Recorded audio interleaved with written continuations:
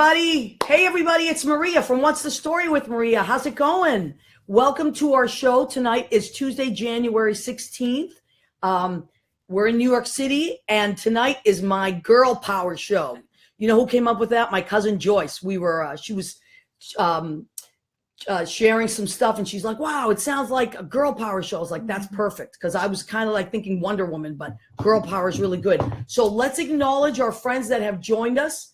Danielle Mazzeo has joined us. Chris DePiero, I was talking about you, Chris. Jeffrey Campbell. Hi, Joe Savino, the best looking man I've ever met. There he is. I told him about you, Joe, that you're very good looking. John Pandish, Paul O'Halloran have joined us. And guys, I will ask you, let us know if the sound goes haywire. Last week it went haywire on the end a little bit, but I think I corrected the problem. So welcome to our show tonight. We are so glad you're here. And tonight my guests are my friend Yvonne Cassidy. Hi. And Heidi Germaine Schnappauf. And what makes them girl power super girls, I'll tell you. Heidi is a stunt woman. She's an actual real live stunt woman. She works on shows. She does all these crazy things. And she's working on a couple shows right now. And we'll have her talk to you about that in a minute. Susie Turgeon. Hi, Susie. And then Yvonne Cassidy is an Irish writer. She's written 4 books, and she just finished one now, which I got in the mail a few days ago, my signed copy of my new Yvonne Cassidy book. I can't wait. There it is. So we're going to talk about all that. Now, I just want at the top of the hour tell everybody that this is What's the Story with Maria. We are on armeddigitalmedia.com. So that goes live across the country in 60 other countries. We're going live right now. And then afterwards, if you miss the show, not a big deal. You can come back and watch this, of course, as many times as you like. And we hope you will. But also remember, you can listen to it in podcasts in about 6 to 12 hours. Usually we get it on Spreaker, SPREAKER.com, and also on iHeartRadio. Just type in What's the Story with Maria. Thanks for all the likes, everybody. And this is our 27th episode. So we have 26 shows archived already. And we hope that you will do that.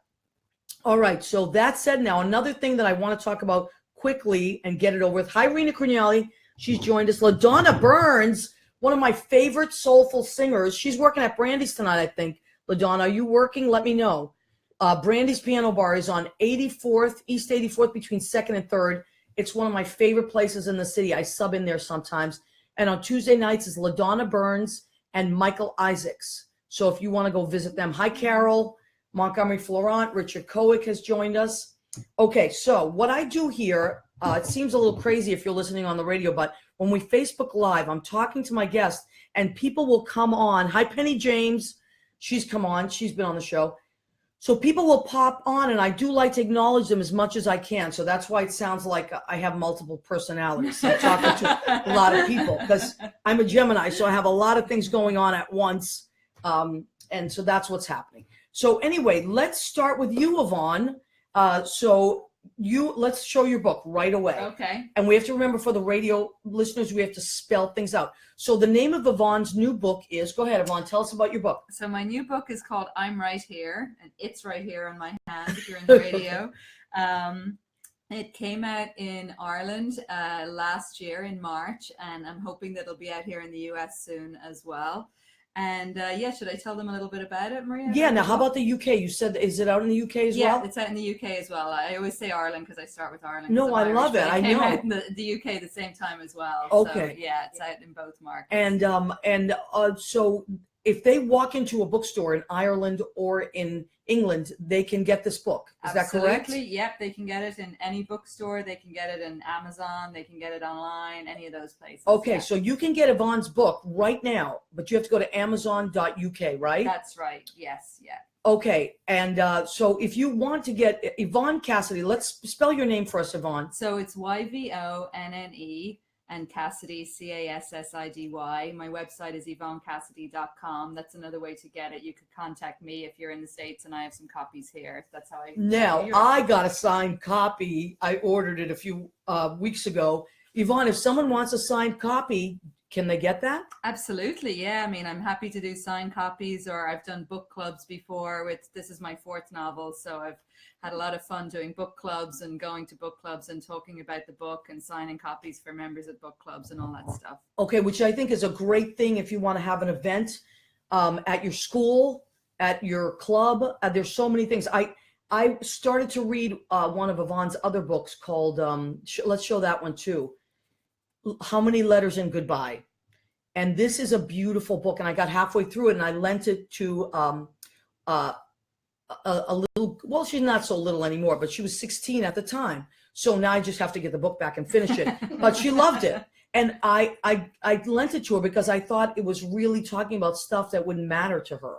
And so it's not just for, these books are not just for adults. Actually, I think that your books are really great because I teach kids as well. I work with teenagers, and I would highly recommend these books to teenagers. Would you say that they're appropriate? Well, yeah, it's funny because this book here, How Many Letters Ring Goodbye, it was first published in Europe as an adult book.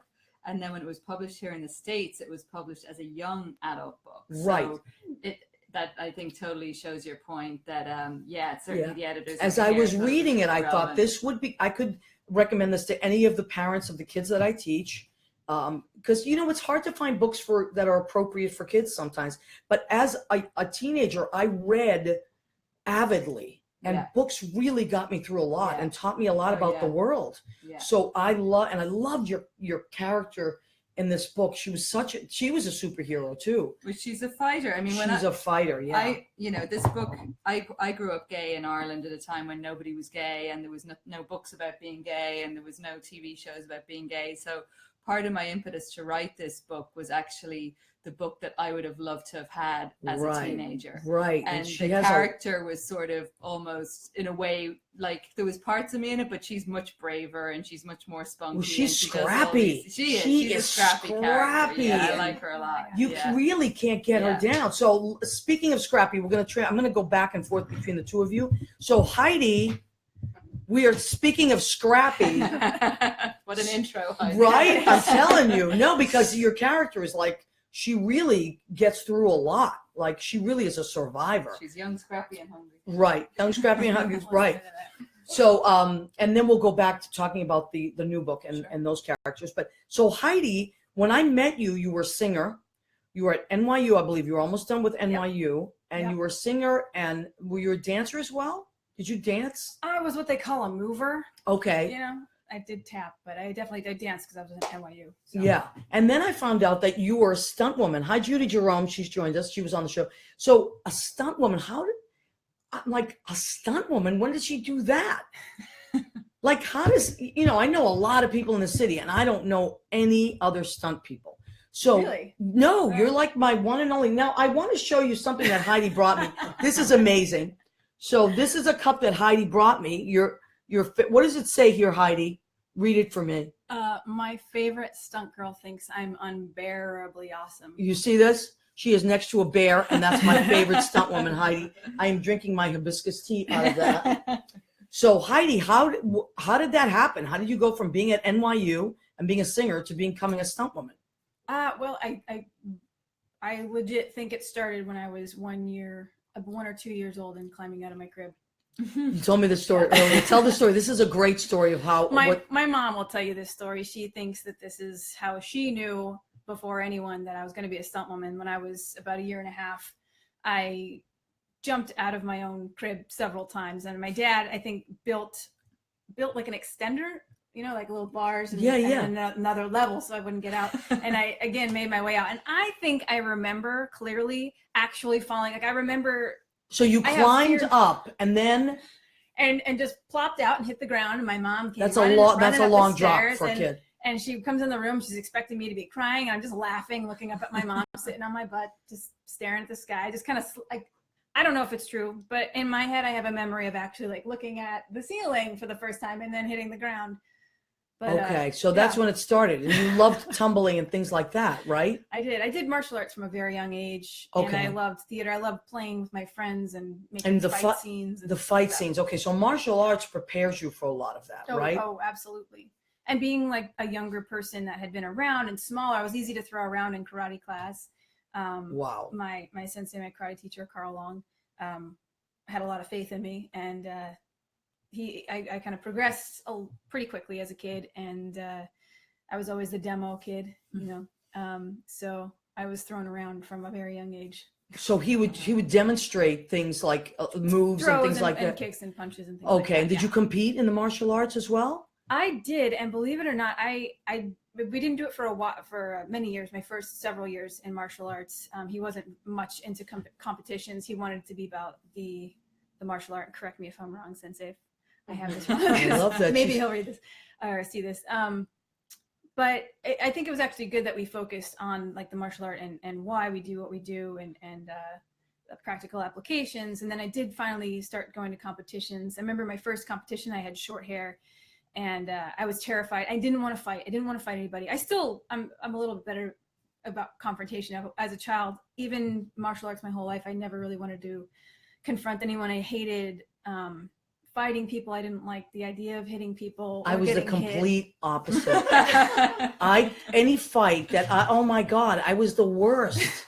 I went to Catholic school, and all I did was fight boys. It was, crazy. And then Joe, you will appreciate this. Uncle Joe, my great uncle Joe, who was my grandfather's brother. If I wanted to make him laugh on Margaret Street, I would go and pick on this particular boy who was like twice my size, and I would flip him on my hip. And Joe, my Uncle Joe, who he was famous on that street. I could make him laugh uncontrollably if I did this. And it was like having an audience at a very young age to be able to make this like guy that I looked up to so much. Like I learned how to do this stuff because I had a lot of boys in my life. I had a lot of uncles and cousins, and they were all boys, and I loved being rough and tumble and I loved fighting. So it's so funny that you would say you were one of those kids that didn't want to fight. But in real life, like with my guy friends, we'd literally wrestle in my front yard until my neighbor called the cops.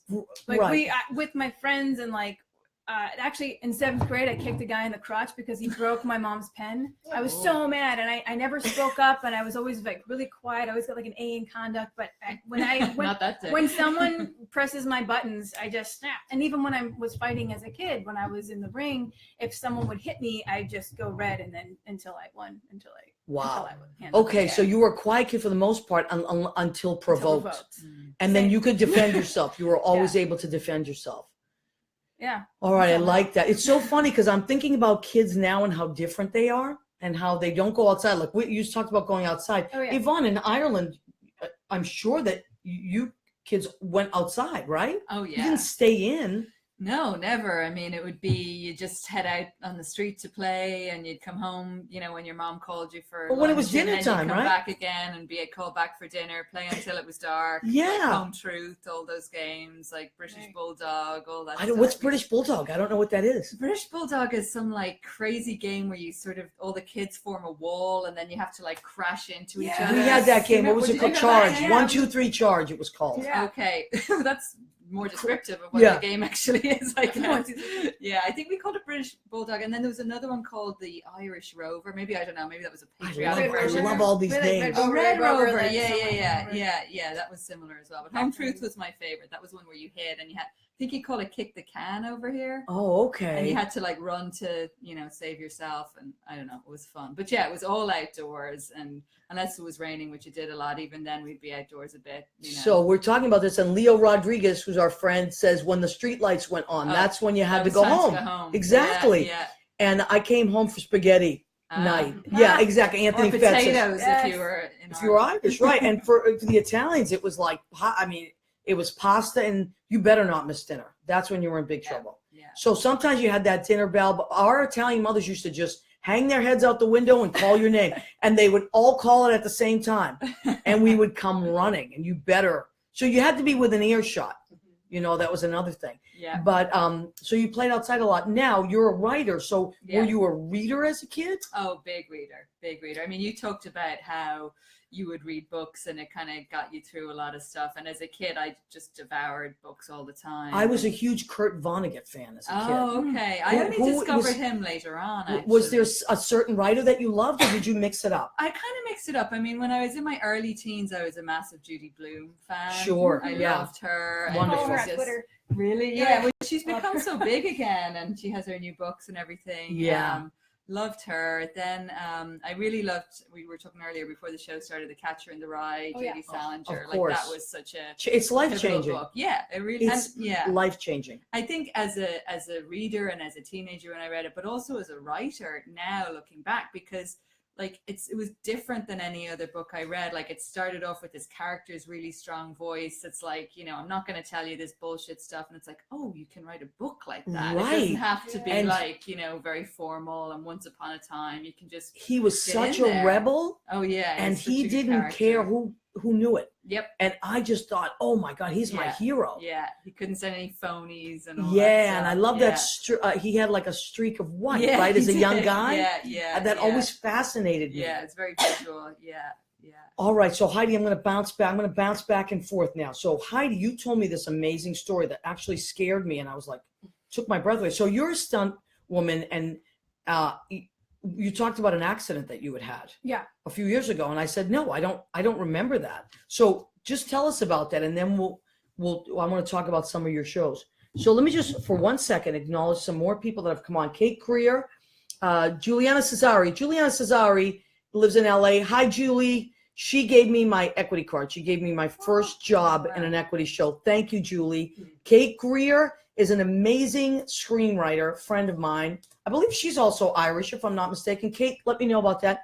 She wrote an amazing movie that I'm going to have Kate Greer on soon.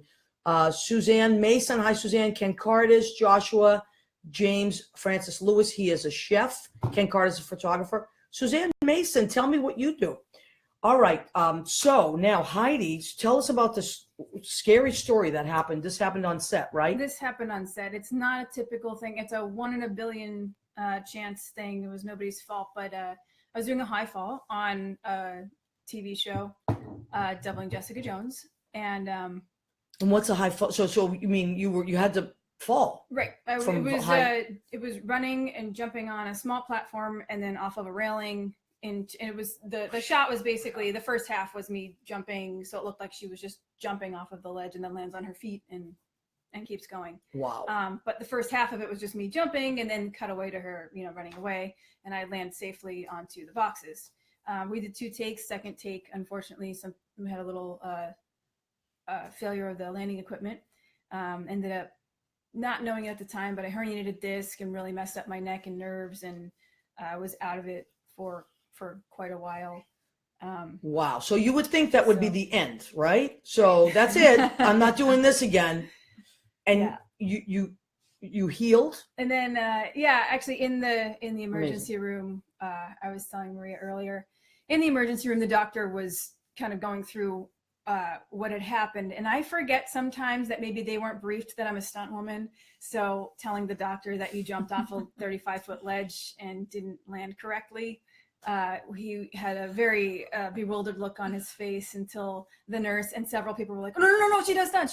So it's a movie. Right, because I would have thought if I just heard someone jump, I would think, oh my God, they're trying to end it. Yeah. So wow. So after we were talking about that with the doctor. I have a neck brace on. I have, drugs being pumped into my body because I went kind of numb from the chest down, couldn't move my arms or legs. Oh my God, this is crazy. Very short period of time, and my head kind of leaned in a way that took the pressure off the spinal cord, but still my disc was completely. How long ago was that? Shattered. 3 or 4. What year was that? It was my first year on Blind Spot. So 3 years ago this summer, I believe. Wow. But you got right back on the horse, right? So I immediately was telling the doctor how I would do it differently next time. Instead of, I'm not doing this again. Wow. So he was like, I think you're in the right profession. You're already talking about the next time. But I sought out my own, the first, doctors that cut you open want to cut you open and want a quick fix. And I was determined to at least try all of the other avenues. So you weren't operated on? I did not have surgery. Oh, wow. Okay, I'm going to take just a second. I have to acknowledge my cousin Gina Savino. We always clap when Gina comes on. Gina Savino has joined us. She is my cousin. You do? You have a cousin Gina too? We have this conversation every week. Do you have a cousin Gina? I don't. Should I pretend I do? You may meet a long lost cousin at some point. Okay. I bet Danielle My wife might have a cousin Gina. Yeah, Danielle's in our studio audience, and she's Italian. She has a cousin Gina. I'm sure there's this cousin and Uncle Gina Joe, somewhere. right? And an Uncle Joe, of course. So that's my cousin Gina. I love her. She's so funny and wonderful. So that's okay. Don't worry, Gina. You will catch up and watch it. And she says, "I'm sorry, I'm late." She usually comes on right away. She's great. She and her sister Joyce, who I adore, they have a hair salon, 132 Ferry Street in Everett. They're super creative and so funny. And I'm going to have them. We were talking today. I'm going to have them come visit me, and they're going to be on the show because you'll have to wear Depends. That's all I'm saying. A live haircut on the show. Oh, what a good idea! We'll have Susie show up. But Susie will do anything. She'll be like, I don't care. Yes, that's a good idea. All right. So then you got right back on it. And what show are you working on now? Blind Spot. And that's the show. Because I was like, what show is that? And then you told me what show that was. So tell us what show that is. Blind Spot's on NBC. It's about it opens with this woman in Times Square who's in a duffel bag covered in tattoos that are clues for the FBI. Amazing. And you play her double. I double her. Yeah. Is that the coolest thing? Her. That's very cool. So you're her stunt double. Yeah. I didn't start out being her stunt double. Actually, she had another stunt double.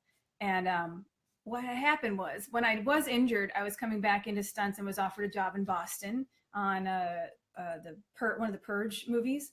But I said, I can do anything except get like ratcheted or fall really hard into cement right now. And they're like, that's the job. And I was like, I can't do it. To fall in. Now, Can you imagine? Now, when I was drinking, I used to fall into cement all the time, but were you paid for it? No. Can you imagine? Oh, I could have made some serious money.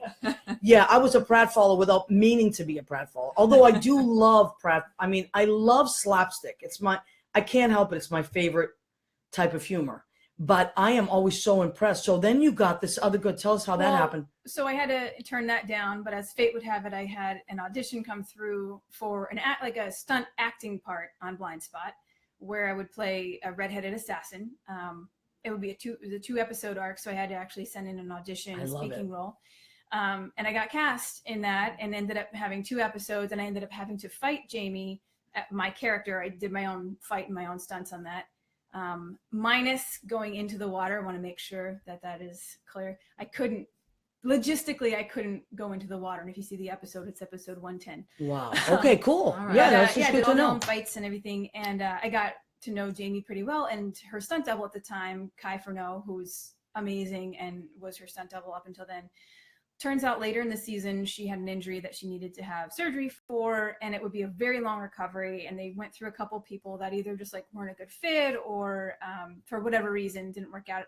And then Kai and Jamie remembered me and brought me back. And that's been literally my life for the past 2 years, which I'm so eternally grateful to all of them, to Kai, to Jamie, Aaron, everyone who got me on that show. I knew that when I went in for a rehearsal, and I knew that was my opportunity to kind of show that I could do this, because I knew that they were looking for someone. So I looked at all the old episodes and I was like getting the movements down and trying to look like. So there's a style. Oh, absolutely. That's actually part of going to acting school is great. Wow. Because you have to, part of one of your first assignments in any acting school is mimic, find a person on the subway and then come back and act like them, right?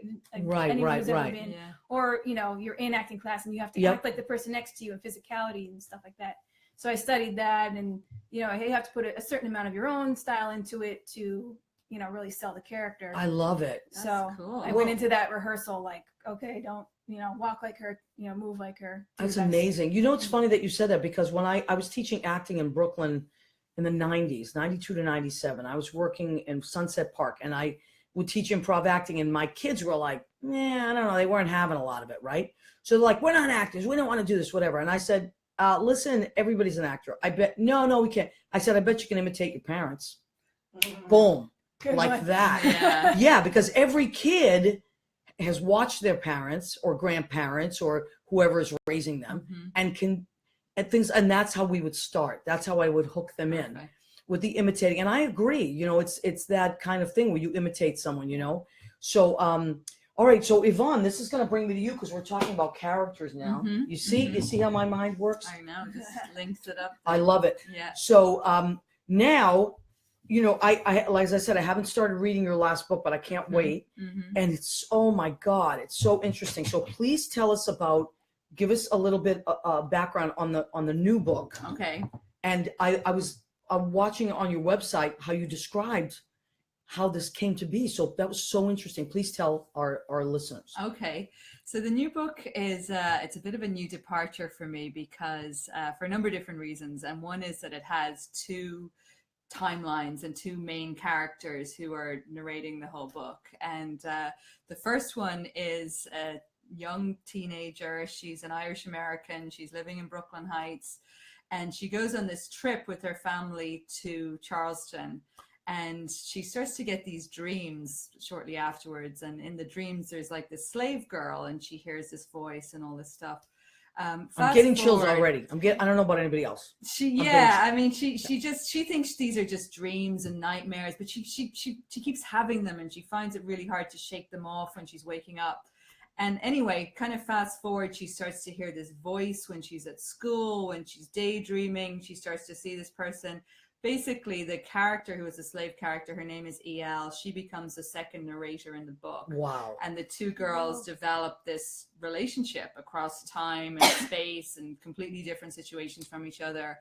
And so they acknowledge each other in the book. Oh, absolutely. Amazing. I mean, they know each other is real. Cassie, who is the main character, the Irish American girl, as it comes out what's happening to her, everybody in her life thinks that she's mentally ill, and her parents who have separated and everything, they're trying to figure out how to help her. But the more they help her, the sort of worse it gets. And so it's a story of Cassie and E.L. and each of their stories and journeys and how they intersect with each other. And it's kind of about friendship too, because they become these really sort of close friends in a strange No, but they're way. from different time periods, right? Yeah. And Cassie, I forgot one of the main parts of the story. Sorry for forgetting. Cassie, her grandfather, who was from Ireland, he was from Donegal, he was absolutely convinced that he was able to communicate with dead people. So she is convinced that this is his gift and this is what's happening to her. And everybody else is convinced that she's Now, this very much appeals to me because my father's and my mother's family from Italy were both very much into all this. Right. So, and I remember my dad saying, don't tell people about any of this stuff. They're going to think we're witches. It just was, and he didn't like my grandmother on his mother to do, but they used to do all these rituals with water and oil and all this stuff. And they would think that, Danielle's shaking her head. Of course, the Italians, we have all these superstitions. We think that, you know, people are giving us the evil eye and all that stuff. So I love this stuff. And my grandfather, when we would get up, he lived right next door to us. And when we get up, he'd say, what'd you dream? And he would start to write down everything we dreamt. And he would interpret our dreams. Yeah. And my mother was very much about, she felt that people could communicate with other people. And so I grew up thinking that was normal. And I loved it, but we didn't talk about it much. So this is another reason. But when I watched that clip, that you had on your website, you talked about the fact that there is this, that you almost felt that you didn't have the right. Please talk about that. That's so interesting to me. Yeah, I guess that this story is an idea. It came to me a few years ago. Myself and my wife Danielle were down in Charleston ourselves on vacation, and she actually was sick one day, and I went to the old Slave Mart Museum, and I don't know if you've ever been there, but it's a very powerful place, and you can put on headphones and hear the voices of people who were sold into slavery. And it happened in this space. So did you ever be in a space where you can almost feel, it's almost tangible, like what happened there? It's like Ellis Island is like that. They have where you can actually put on it. I cry every time. Yeah, and you can almost feel like the stone and the walls. It almost emanates the feelings of people there. So I really felt like after that trip, I remember thinking, God, I'd love to write that. But I had this sense that I can't write this story. Like, I'm some Irish woman, you know, I have no business writing an African-American slave story. Like, that's somebody else's to write. So interesting. So, yeah, I just kind of tried to push it away a lot. And, you know, I had my publisher who wanted me to start on a new novel. So I started kind of writing other stuff, but I kept just sort of coming back to it. And it was like it wouldn't kind of leave me alone. just like the character. Yeah, of Yell. that was the weird thing. It was mean, almost like a parallel. That's Yeah. what that's why I find it so interesting, because you're not just writing from a different point of view. It actually was happening to you. Right. Well, because that in a way, right? Metaphorically? Because it was sort of my way in, because I started to write the Cassie character, and not that she was me either, but I had more that I could kind of relate to with her. And then I realized, like, oh, Cassie doesn't think it's her story either. Like, why would this slave girl come to her? So the things that she was doing and does in the book are some of the things that I was doing. So I went to the Schoenberg Center and did a lot of research, and that's something that she ends up doing.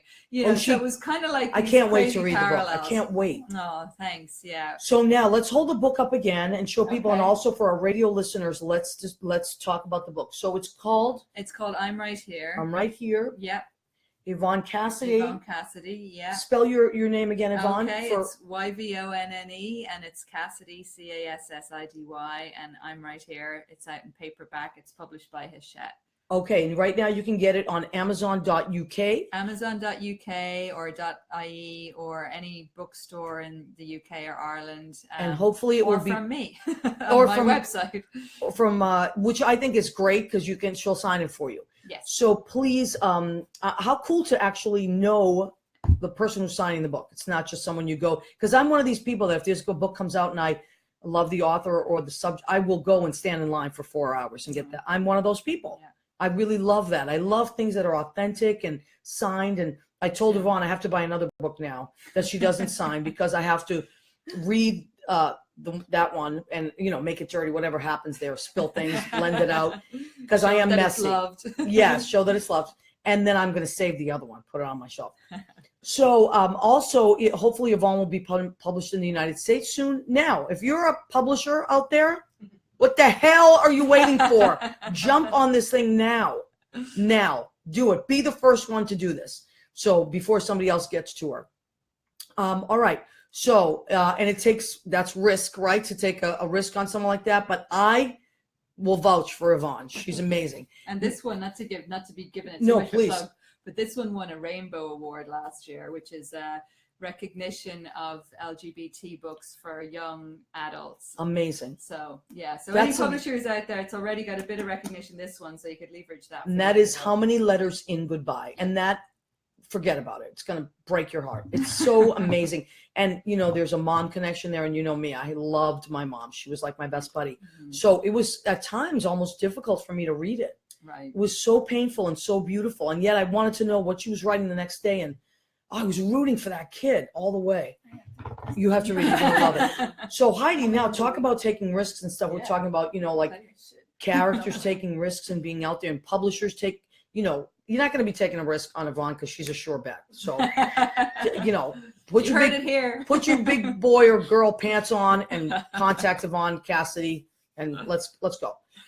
So, Heidi, so I still want to know, what makes a person go into stunt work? And number one, it must have been from when you were a kid. You just loved doing this. Were you someone that loved riding roller coasters and all that crazy stuff? I hated roller coasters. Because I hate them. I won't. You hated heights? I hated heights. I actually, like I said, with the fighting, and I used to make fight scenes and pretend like I was getting shot and fall down my stairs and stuff like that. But you see, that's like from being a little kid. That's innate. Yeah, and I would go. I feel like I would go a step beyond and be choreographed, and I'd yell at my friends like, "No, punch here and then there, and then you go down. Do not stay up when I push you down. Go down." Wow. But I was demanding. It's all right. Sometimes you got to be. People like that kind of thing. Yeah. Trust me. People like to structure. Believe it or not. I do like heights now. I actually scarily like heights. Really? I went to a stunt school in Florida, Kahana Stunt School. It was in the middle of a 100-acre swamp in Florida when I decided that was the route I wanted to go. And Mike, I believe it was Mike, my friend Mike, tied me off to the top of a 55-foot tower. This is crazy. Overnight. We put on harness and we slept there overnight. That is crazy. Well, that's one way to spend time with your friends. It really did. I really wanted to get over that fear. And you did it. And I did it. Wow. And I love roller coasters now, and I don't have problems. Oh boy, not me. So what are some of the shows that you've worked on? Oh geez, Orange is the New Black. Oh wow. Well, Person of Interest. There's a show called Mysteries of Laura, Blue Bloods, Boardwalk Empire, everything that shoots in New York, pretty much. Castle was in LA. CSI New York was in LA, actually. Well, it's been hard to get you to do the show because I know we wanted to make it happen, but your schedule sometimes. Oh, that was fun. Which one is that? The Americans, Kerry Russell. Oh, that was okay. meant to be a great show. I mean, Jamie, the girl that I double, I just have to say, is the most amazing woman on the face of the planet and has done so much for me. And just recently meeting Kerry Russell and working with her was incredible. So of course you have to meet the person that you're doubling, right? You have to get I fought Kerry Russell. Oh, you fought her in that. Yeah. But usually you have to meet people. It's not like you just show up on the set that day, right? Yeah. You have to spend some time with them. And they must have really appreciate you. I'm sure they appreciate you because they don't have to do them. Yeah. Most of the time. Everyone's Sometimes. different. Some people just don't know. That's fine. That's part of my job is to not care whether they appreciate me or not. Yeah, well, there's a saying. I get paid. I don't need to be appreciated. Yeah, I like that. Well, there's a saying that I love that says, what other people think of me is none of my business. That's a good one. One of my favorite sayings. Mm-hmm. And so that's one of those things, and sometimes you can't take things, like I've gotten so good at this at my ripe old age of not taking things personally, and what other people think, it says more about them than it will say about you. Yeah. You can't, in my youth, I got so tangled up in what other people thought of me. It's like, I wish I could go back and tell that kid to just don't worry about it. These people are nothing. Keep your eye on the prize and keep doing the right thing and good things will happen, So now, hold on, I have to scroll because sometimes I miss some of these things. Let's acknowledge Joe Savino. Oh, that good looking guy. I need Heidi to do a stunt on Night Talk. Let me tell you, some of those stunts, that's his show, Night Talk with Joe Rocks. Oh my God. Can you imagine? Yeah, you guys need, what she should come and do is slap you, all of you guys around a little bit. But you see, you would like that. That's the problem, Joe. I'm telling you, Gina, what do you think of all this? Gina knows. Gina was on that show once and she was just telling it like it was. All right. So Lisa Lem Cheney, she's my friend from Massachusetts. My family was like that too, but in New England, right? I grew up as if it was normal too. My parents were spiritualist mediums. Yes. Renee Lordi has joined us. Hi, Renee. I love Renee. She's a teacher. She's in Paramus and Bergenfield. Andrew Holmes has joined us. He's a producer on a lot of shows. Andrew, you'll have to, I don't know what you're working on now, but he's done so many shows he's produced. Rosemary Soluka Foster. Hi, Suzanne Murray. Hi, Sergeant Sue. She's my friend, Sergeant Sue. Kia Nelson. Chris Colacho. Kathy Roy Spees, that's my boss in Moorestown. Best boss I ever had in my life.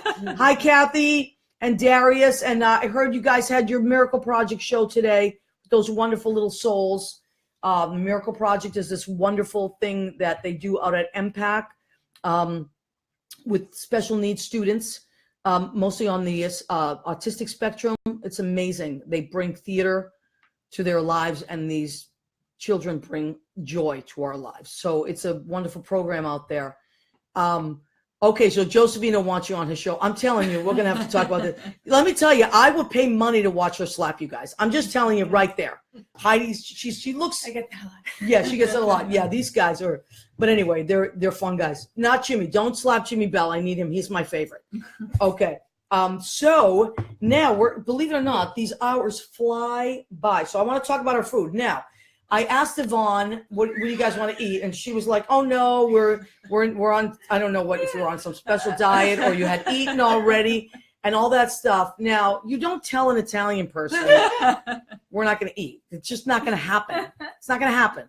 So, and then I thought, well, she's Irish, I'm going to feed her either way. It's not going to, the Irish are not going to say, yes, please, Maria, make me this, this, and this. I have Irish friends. They never tell you what to make them, but they will eat it. And if you don't eat it, I won't be hurt because I will eat it and Heidi will eat it. Yeah. Now, also, Heidi said, I have to work tomorrow, so I have to eat light. So you're working where tomorrow? What's your job tomorrow? Blind spot. And you have already assigned things you have to do? We're working on a fight scene. So we're building a fight tomorrow. Okay, so you can't be weighed down tomorrow. You can't with Maria Gentile food, can you? No. I mean, I could eat, but. Yeah, you can eat. So I'll tell you what I did, how I solved this. How I solved the solution. Okay, so this is what I did. Now, this is my display plate, as everybody knows. I always have a display plate, right? How's that, Danielle? How'd I do? All right, but I'll tell you why it's separated like this. Because let me tell you, when girls always have food stuff, right? We either eat too much, or sometimes people are on a diet, or they're gluten-free, or just protein, or the paleo, whatever the hell it is. So whatever the hell that thing is, paleo, Pilates.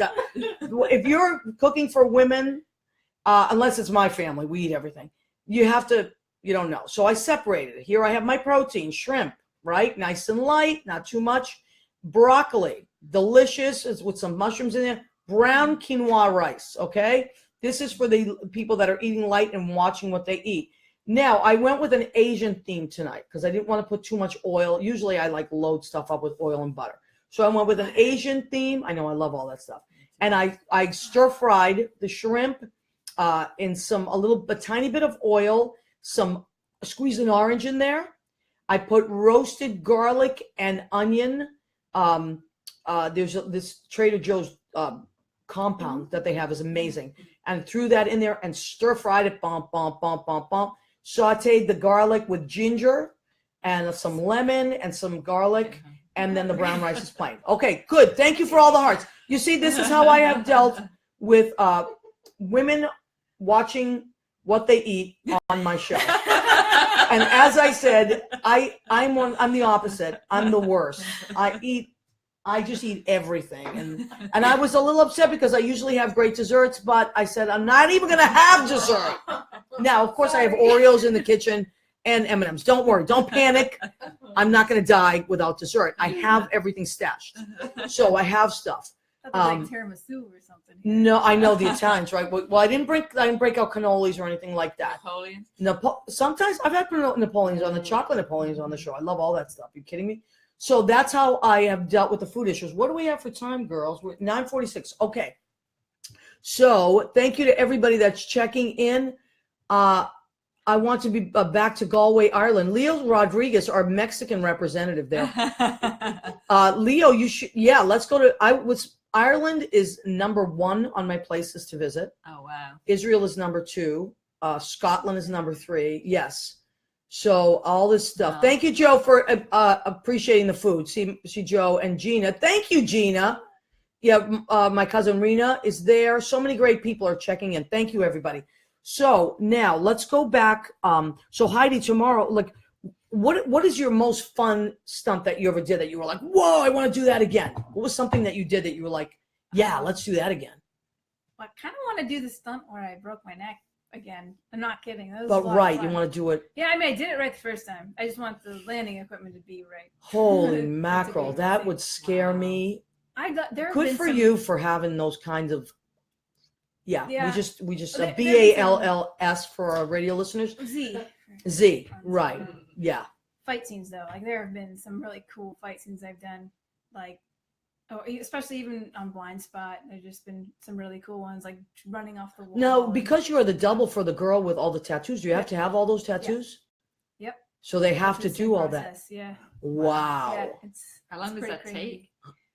Depending on the wardrobe, I'm in the chair at least an hour and a half before we start. And then Jamie, I mean, she can be in there for up to 3, depending on what tattoos are being focused on. Like if she has clothes on in certain spots, we don't have to put them on, obviously. Right. There, but yeah. That's amazing. And what night is that show on that they can watch? Friday, 8 p.m. Friday, 8 p.m. And that's on demand, I'm sure, right? Yeah, I think you can catch it on Hulu or NBC.com. Okay. And previous seasons are on Netflix, I believe. Blind Spot. So watch for, but yeah, so now that we know that you're the stunt double for that, so you do, I mean, the stunt people do most of the stunts, right?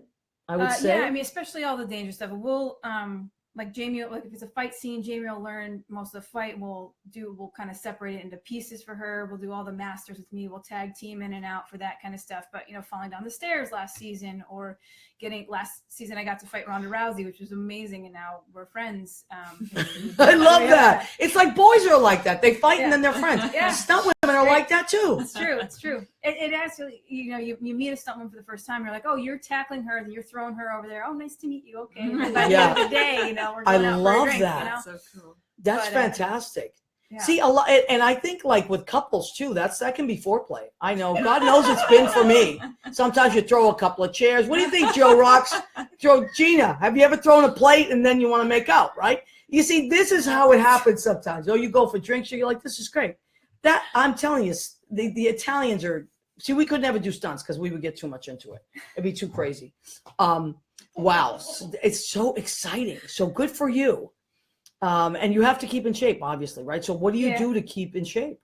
You have to stay flexible, right? Yeah. Is that the most important thing? Since my injury, I did a lot of CrossFit before, but since my neck injury, I've had to kind of change it up, which in turn ended up kind of changing my body composition and my body shape quite a great deal. In what way?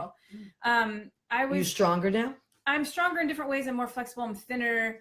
People would say that that's great, but I can't lift like I used to. I'm getting back into it now, just a little differently.